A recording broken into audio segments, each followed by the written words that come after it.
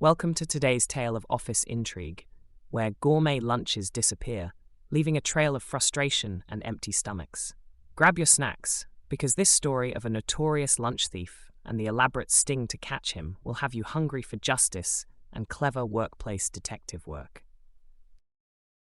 Nobody likes a lunch thief, and I had one of the most aggressive at my office. There were rumors for a few months, leading up to the inciting incident of someone going around and taking people's lunches. Just about every day, someone different would complain that their lunch was missing. It even happened to me once or twice. But I figured, hey, it's a big office. A few people are probably just careless and grab the wrong lunch and are too embarrassed to bring it back. Or someone else packs their lunch and they don't know what's in there, so it's not obvious they have the wrong one or whatever. Most people just brought brown bags with their names on it anyways, or identical Rubbermaid Tupperware with a little piece of labeled tape on the side. It was easy enough to mix it up. I had accidentally grabbed a wrong lunch once or twice, but I'd noticed before I got it open. I thought I was just more careful, or even just not as busy as some other people in the building. However, other people weren't as forgiving, and a quorum made complaints to HR. They were blown off. Personally, at the time, I thought it was all much ado about nothing. But then it began. My wife enrolled in a French cooking class online, and just about every day I was bringing fancy gourmand leftovers in for lunch. You'd think I was picking up a to-go bag from a Michelin-starred bistro on the way in each morning. She really threw herself into the coursework. There were no problems for about 2 weeks, maybe 3, until one day my lunch went missing. Considering what delicacies I had to look forward to, I was pretty miffed, but I did a once-over around the break room and didn't see anyone eating my lunch, so figured someone grabbed my bag by accident earlier, saw how good things looked and, realizing it was their lucky day, didn't bring it back to the fridge. I wrote the mysterious stranger off as an asshole, but accepted the loss and looked forward to dinner that night instead. Next day, I write my name on my lunch in extra bold lettering, jam the bag into the back of the fridge, and feel peace of mind. I get there come break time. Nope, it's gone. I was pretty upset, but I figured it was a stroke of bad luck and left it at that. What else could I do? However, third day, out of an abundance of caution, I kept my lunch at my desk. A pain, because I had to eat it fairly early in the day to avoid spoilage, but at least I'd know where it was. I got up to take care of some business down the hall, and when I came back, my lunch was gone. Unfortunately, that didn't help me narrow it down much at all, because my desk is centrally located, so everyone's constantly passing by. At that point, there was no possibility of the theft being arbitrary, so I approached HR and filed a complaint. Their response, practically verbatim, was, "Employees' lunches are their personal property, and the company is not responsible for lost or stolen personal items." The following day, my wife packed a cream-based soup that really had to be refrigerated. I was passing by the break room to check on my lunch practically every 5 minutes. Somehow, it still managed to disappear. I was irate at this point and returned to HR and really blew my top. The best they could do was send a memo around about remembering to check the name on your lunch when you remove it from the fridge, but they made very clear that it was a routine memo and in no way related to my complaints, which were not their jurisdiction, so not an admission of responsibility, because my lunch was my own personal problem. The only suitable alternative to packing a lunch available in the building are these wretched shrink-wrapped ham and cheese sandwiches from a vending machine. They've been marinating in the heat for God knows how long, and the bread is as stale as corkboard, and the meat is rancid, and there's gluey mayo smushed into the center.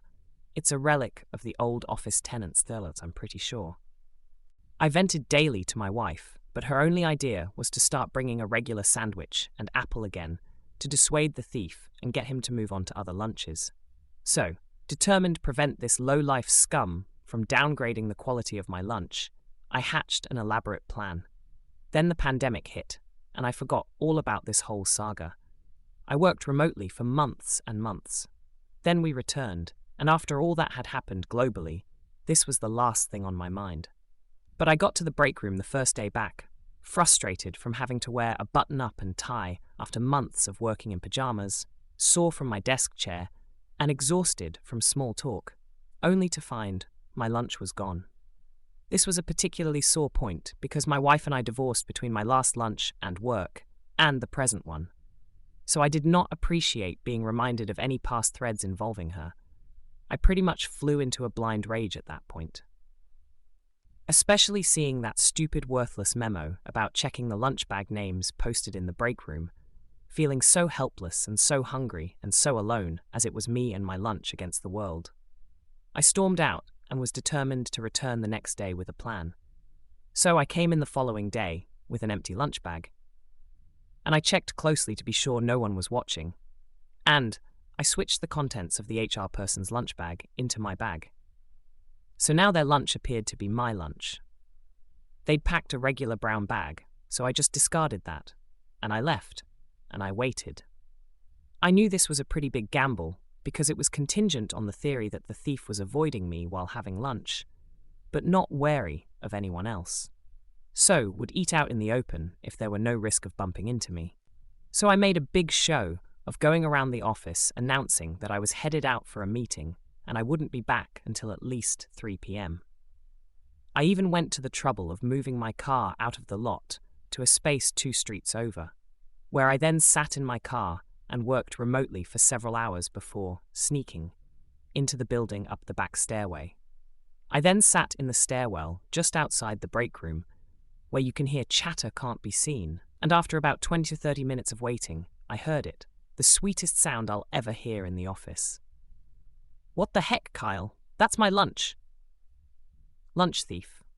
"Nah, it's not your name on the bag. Give me that." I'm assuming grabs bag and sees my name. "Yeah, let's head to my office for a chat." The HR rep later called me in as well and said they were aware of my break room hijinks, but it was obvious that the point still came across loud and clear.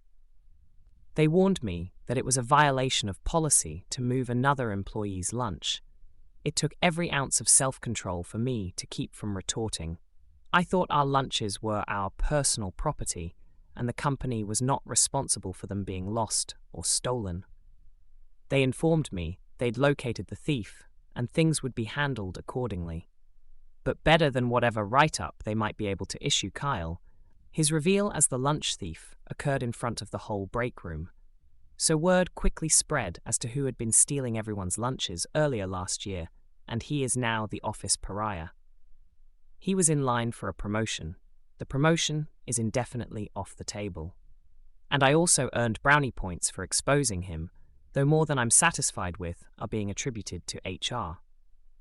At the end of the day, though, I didn't do this for this credit, or even the sweet, sweet, sweet revenge. I did it to get my lunches back. Thanks for tuning in and following along as we unraveled the curious case of the office lunch thief. Remember, guard your sandwiches and tune in for our next story. You never know what mysteries we'll uncover next.